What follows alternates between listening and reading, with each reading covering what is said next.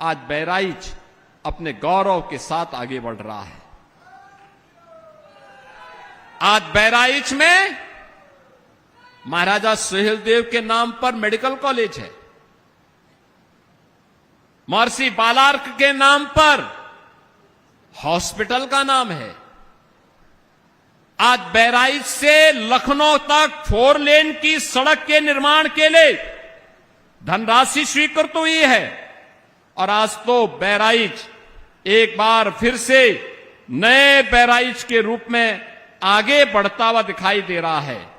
102 kilometre की Barabanki Bahraich access control 4 लेन corridor के निर्माण के लिए यानी सड़क निर्माण के लिए 7,000 करोड़ रुपए मोदी जी ने स्वीकृत किए हैं। 7,000 करोड़।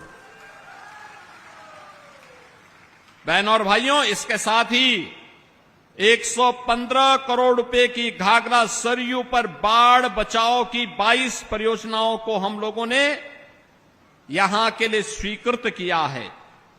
रुपईडीहा सीमा पर एक बड़ा इंडस्ट्रियल लॉजिस्टिक कॉरिडोर को विकसित करने की योजना, यह भी वहां पर तैयार की गई है नेपाल बॉर्डर पर।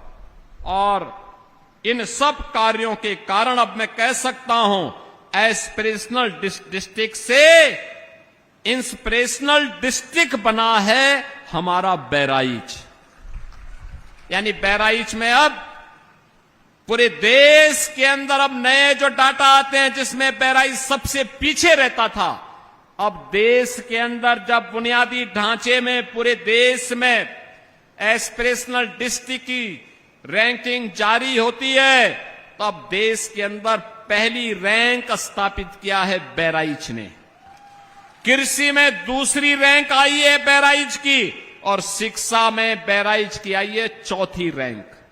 ये है अब बहराइच की नई पहचान। बहनों और भाइयों, बहराइच की इस उपलब्धि के लिए नीति आयोग ने 21 करोड़ रुपए भी बहराइच जनपद को अलग से दिए हैं। अब तो बहराइच से खलीलाबाद के बीच में रेलवे लाइन के निर्माण के लिए भी भूमि अधिग्रहण का काम चल रहा है और गोरखपुर से शामली तक एक इकोनॉमिक कॉरिडोर बनने जा रहा है। इसमें भी बहराइच से होकर के वह कॉरिडोर जाएगा।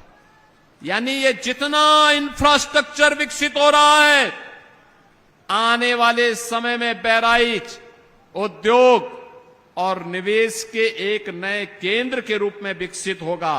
और निवेश का मतलब नौजवानों के लिए रोजगार,